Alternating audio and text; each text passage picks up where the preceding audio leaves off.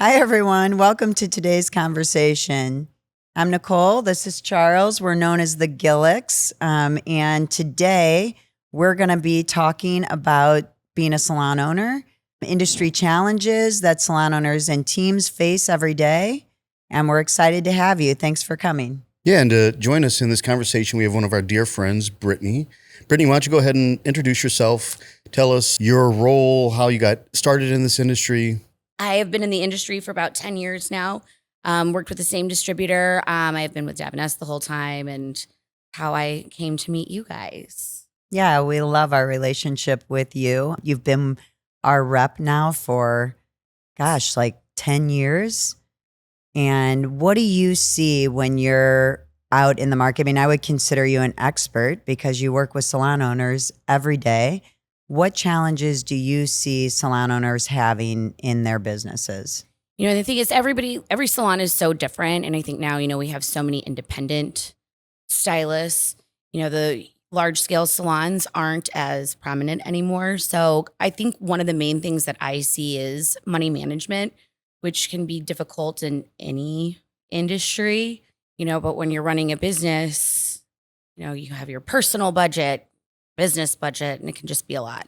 Sometimes the lines get really blurred, especially in small business. We've spent the last year working with a bookkeeper, really helping us understand what a budget actually is. I mean, the funny thing about salons is oftentimes the salon owner was a hairstylist that decided they wanted to own a business or they wanted a great place to work. So they bought themselves a job? Yeah, I did that. My first salon I purchased because I wanted a great place to work. I was very naive about what that actually meant in the big scheme of things, Well, yeah, the overhead. Number one, you have to be there. Yeah. I didn't really think that I would have to have those types of conversations. Do you, as far as the budget goes, where do you feel like you can help salon owners or teams with managing some of that? Goal setting, I think, is, the key, whether or not you want to pay off a credit card, save for a family vacation or whatnot, but even just the smallest thing and stick to it and just go from there. I think that's such a great perspective in terms of a salon owner. Oftentimes I feel like we're always making sure we set goals for our team or have them set their goals, but I don't think we've ever set a goal for ourselves that was taking a family vacation necessarily. Right. So when you see these challenges with salons and your main stick is inventory, right, for the salons. So can you help them with budgeting how much they should spend? How do you? So that's another thing. I think, kind of sticking to a budget, because every month is different. June, July are a little bit slower. Then things start to kind of ramp up. But, try not to stray away from the budget, especially with retail. You're like, oh, I'm not going to be that busy. I'm not going to order anything. And then poof, all of a sudden you're busy again and you're spending another, twice as much. If you stay consistent with it, I think that can definitely help. Yeah, and I know Modern Salon Services always runs promos that are introduced by all the other brands as well. So you make sure that everybody's aware of that, or how do you make people aware of that? Absolutely. I think taking advantage of stuff like that, if you can spend a little bit more to get some free stuff, quarterly stuff, trying to run, in salon promotions as well as team-based stuff with contests and whatnot. What about the different reward programs that manufacturers offer? Do you see a huge benefit to that for the salon? Absolutely. Yes. You want to make your money work for you. I feel like if you can be all in with a brand, it's incredibly beneficial to your business and so many factors other than just back bar. So being exclusive with a brand. What's up? Like being exclusive with a brand? Yes. Like you guys are. Yeah. We've been exclusive with Davines for the entire 10 years that we've been with you. What's been nice about that for us is just that it creates this cohesiveness, just in receiving our rewards and all the, putting all of your money into one area. That definitely helps drive our rewards. And with those programs, we can supply back bar. We can now pay for different memberships of different things that we offer in the salon, which would be like our recycling program, the scales we use to measure our colors. So those things we can also use our rewards for, which is really awesome. But I feel like it creates a cohesiveness among the team. They just understand, and it becomes part of the brand, like part of our brand, part of our identity. Well, and I even think with your guests walking in the door, it just kind of shows that you have some kind of loyalty, as well as, like they have everything from this one brand, so they know. Yeah, that's so they're interesting. experts in it. Yeah, I didn't really ever think about that for a client, when they come in, they see this cohesiveness and can definitely feel like, oh, okay, I know where to go, or, there's like one she line really knows at how one to use range. this hairspray. Yeah, that's a really interesting one. I hope we know how to use that hairspray. So I know, yeah. So what would you say is like just business owners yourselves, like what is your biggest challenge? Like we were talking about goal setting. Man, I think in today's climate, the biggest challenge is the evolution of the business. We were talking about this earlier this week, that even when I started, I purchased my first salon 24 years ago, roughly. And then Charles and I partnered about 15 years ago. And even from 15 years ago, I feel like what's happening in business is so different now than it was then. Well, even like the expectations from not only your guests, but also your employees. Right. It's... And the experience that you want to deliver for your employees and your guests. For our employees, it's so much more than just, it was always just like doing hair, selling product, and making a relationship with your guests. We'd build these bonds. We'd have this energy with our clients. They became our friends per se. Now, I don't know how else to describe it. I call it like, hey, we're now a company. We're not just this little shop that operates. And we are a family-owned business. There's a lot of our family works in our business, but it's not just that anymore. It's this much bigger thing where we do things like have a 401k. Our goal now is to see one of our employees retire from our business. I'm not sure we're ever going to be able to retire from our business, but I think, we want to see somebody actually be able to retire as a hairstylist. Which is wonderful. They say now to make more money, you have to like job hop and whatnot, which who wants to do that? Right. And being able to provide benefits and whatnot and create like a safety net for your team, I think is just huge. Yeah. When Nicole says retire as a hairdresser, she means like retire, not go get another job after you retire. It's like, let's live comfortably with the career that we have spent most of our life destroying our bodies over. Yeah. We've seen it in our own families. We come from a big history of hair in our family. So I have family members that did hair long before me. My grandmother owned hair salons, my aunts, my cousins. It's been there a long time. I have one aunt that retired as a hairstylist, like actually fully retired, maybe two. But is she a record holder?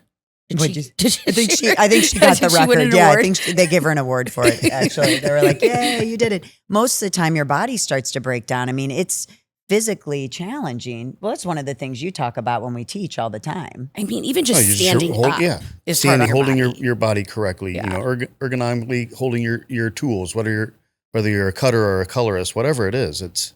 I blow dry my hair twice a week and my hand starts to hurt. Yeah. It is a real thing. It's kind of crazy that you don't really think about it when you go into it. Our daughter's 24 and she's doing so much hair. I don't know how she can get out of bed in the morning, but she's also 24. And I tell her all the time, like, that's not going to be once you hit what 30, your life is going to, and we're seeing that. So we try to do that even with our team now. We're looking for ways to continue to evolve their career.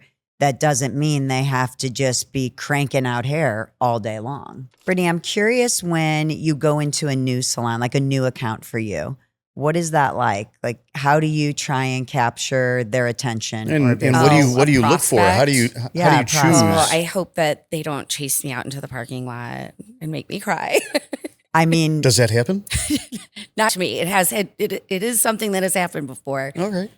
Cold calling is one of the most awkward, uncomfortable things that you can do in sales. I don't like doing it. Most salon owners don't like us doing it. I was going to say it's probably my least favorite thing when somebody shows up to like, With a especially pamphlet? you don't like. I think us as sales reps in the beauty industry, we don't realize that there's people selling paper products and Cardinals tickets and just from every aspect. So it's kind of like get out of here, right. So it can be a little, especially in the past 5 years, the whole cold calling thing. So you kind of really do have to tread lightly. I really try to feel people out immediately. Yeah. If they're like, I'm like, well, it was nice to meet you. But usually if I do kind of capture somebody's attention, I'm really all about relationship building. I'm not there to just sell something immediately. I want to see how the relationship can really grow and how we can work together. I think that's part of what we've loved about our partnership with you and with Modern. It has been that. It really is a relationship. And like any relationship, it doesn't mean we don't have times where we're like, hey, what's going on with this invoice? Or, why didn't we get whatever product? We want this education, whatever it is.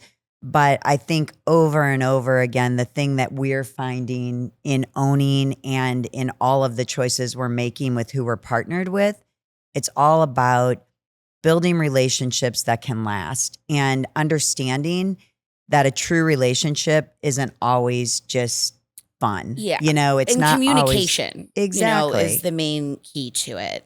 It seems to be harder and harder these days when everybody's on their phone. They have so much social media happening. They have everybody screaming at each other from whatever platform they want to, announce how cool they are on. So I think building those relationships is incredibly important and incredibly hard. Yeah. Oh, absolutely. Yeah, and making them that they're actually lasting and people are willing to kind of work through the yuck. It's something we feel like even with our own team, I mean, we're constantly saying like, hey, if you're not happy with something, come and talk to us. And I feel like it's the same way with you guys. I mean, there's changes in the industry all the time. It can be hard for people to, be forthcoming if they are having an issue. And I think communication and communicating things in an eloquent way without sounding like an asshole can be kind of hard for some people. I think it's a huge challenge. And I think it makes someone vulnerable. Yes. When you are going to say, hey, I don't agree with that, or I feel this like makes me feel bad, or it is like offering this little bit of transparency or vulnerability from that person, which I try in our relationships, I try to view that as a gift. Like if they're willing to be vulnerable with me, then I hope that they're willing to grow with me. What is the word I'm looking for? Confrontational. I think you can view it several different ways, though. Yeah. We've tried to take that word out of our vocabulary in the salon, as far as being because it sounds like a bad word. Yeah, it does. And it feels bad to people. They think of confrontation as being something that's negative. Or aggressive. Yeah, or definitely aggressive, So we've tried to do more of like, we talk about conflict resolve. Like, how do we resolve a conflict? Does it always work? No. I mean, we're in the hair industry. We're in the biggest gossip industry in the world. And so that's the biggest battle. I've always wanted to work in an office for a day just to see what the gossip's like. Oh, gosh. I wonder if it would just be in a little cubicle. From one You'd cubicle have to go to the water another. cooler for that. You have to go to the water cooler? Yeah. Well, I mean, we have to go to the back room. And then if we go to the back room, nobody's gossiping. It gets very quiet back there very just quick. Crickets. Yeah. I'll tell you later. When you handle those confrontational or aggressive type people, I mean, what's your strategy? What do you do? Oh God. Communication, don't, because I feel like some people will just kind of like set their phone aside and like, oh, I just won't respond. Just and shut down it on goes you. away. I mean, I've been bad about that lately. You know it too. I immediately, and I understand texting is so much easier, but if there is some type of conflict resolution, I'm like, I'd prefer to talk over the phone. We did that the other day, and we've not had a phone conversation in a really long time. but we've had some stuff going on, and I was like, I don't even feel like I actually want to just have a conversation with you about it. Yeah, well, because sometimes it's hard to convey emotion via text, for sure. And I don't want like somebody that I'm working with to think that I'm like, being combative or aggressive. Like, oh, just give me a call when you get a sec. I've become a huge fan of the voice drop. I'll do a voice memo so that at least people can hear the tone of your voice. Yeah, we do it with our team every morning now. So we give like the day's goals, where we're at for the month. And at least I feel like they can hear that. Like via text, it's like, these are your goals, right? And you're sticking to them. So why haven't you hit your goal yet? Everybody's worried and they're walking on eggshells, but they can hear the inflection of Nicole's voice, and it really does. It helps. It does help. That's great that you guys are doing that. I'm curious what your thoughts are on the hiring market. Like what's going on with hiring in salons right now? I know that, in the past 5 years, things have changed, but I do think it kind of like comes in waves. I know that there's no shortage of stylists. I think the schools are all full. So that's good. That's good to know. It's just, I think hiring, you don't want to hire someone it's not going to be a good fit for them as much as it's not going to be a good fit for you, because the fact that you guys do want people to retire with you, you're in for the long haul. It's funny. I'm not sure how much that means to somebody that's, if early they're 20s. Early 20s. Yeah. We keep trying to tell them that should mean something to them, or at least impress upon them that that's a really cool thing. I do think for that generation, I do think also if they have parents they're consulting with, or, somebody that's really been a mentor to them, I do think their mentor would say, hey, that's a really good thing. And the fact that you guys are actively like making that a goal of yours as business owners, and not just like, hope for the best. Well, and we really want them to have work-life balance too. I mean, I think that's I actually hate that I even said that phrase, because I'm not sure that it actually exists. But I think that they're like, I don't know how you balance or what. I think when you say the word balance, you think it should be even. Like I think of a teeter-totter, and it should be like off the ground on both sides and even. When I think of the word balance, it doesn't. I don't think work-life balance fully exists. I think it changes throughout, your early 20s and into your 30s, and you have family and children, and then priorities. In your 50s, it's like. Yeah, I feel like right now we're working harder in our business than we've ever worked in our life. Whether it's teaching or working in the salon, working with our team at the salon to try and help grow and evolve them to the next stage. But to say that that's necessarily balanced with our life outside of work, there's no way to say like, oh, we've got X amount of hours at home versus X amount of hours in the salon. We don't balance it that way. I wouldn't say we're working the hardest we've ever worked in our life in general, because raising a family was crazy hard while running a business too. So I don't know. I think one of the goals that we have for them is that they have paid vacation, that they can take that time. And when they take the time, we want them to take the time. Yeah. We don't want them to have to work, 7 times harder before they leave and the same amount after they get back. We want them to actually be able to take the time. So that's why we offer the paid vacation along with other and things, we offer paid vacation that also includes what they would average in gratuities, so they don't. So you're not like, if I take off that 1 week. Yeah, how am I gonna? How does that work for you guys? Because when Nicole and I were younger in the industry and we wanted to do that, I mean, we would work our asses off the week before, and then the week when we come back, we'd work our asses off just as hard. So we would need a vacation from those 2 weeks. Yeah, you need a vacation from your vacation. Right, exactly. Yeah. You're like, okay. I always say, I'm like, I just need to take a vacation and just stay home and not do anything with work. I don't think I could do. I mean, I don't even know how that would exist for me. Like, to just stay home, I would be like, I have to. I can't even hardly do it when I leave, but I'm trying. As we wrap up, I just want to ask you one question that we feel like is just something that's really important to us in our everyday life. We'd like to know, when you go through everyday life, how do you leave it better than you found it? This is one thing that I've always tried to do, which can be kind of hard.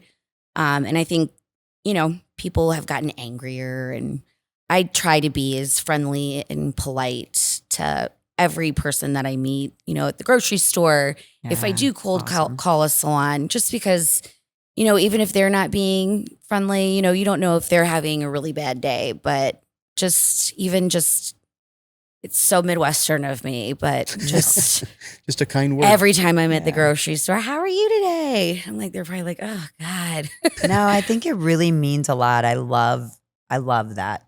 I think it's something that's lacking so much. I often feel like when you leave a space that you're patronizing, sometimes I walk out and I was like, gosh, I was nicer to everybody in there than they were to me. Right? It's crazy. It is weird. But I feel better. Yes. And so it's what I think is a really good way to go through life. And it just helps bring and spread joy. And just so a kind word and a smile. There's Yeah, a it restaurant means a that I lot. frequent, and some of the servers, I'm like, they're going to be nice to me one of these days. No, I know. And you're like, well, I'm just going to kill him with kindness. And if nothing else, at least it doesn't add to what can ruin your day. Yeah. It just kind of helps. I mean, it's got to help their day, whether they're willing to admit it or not. So I just want to thank you for being here with us today. It means the world to me because you are somebody I consider a very dear friend, and I respect you so much. And I love that we get to do life with you. Yes, so thank you for being Thank you, here. Brittany.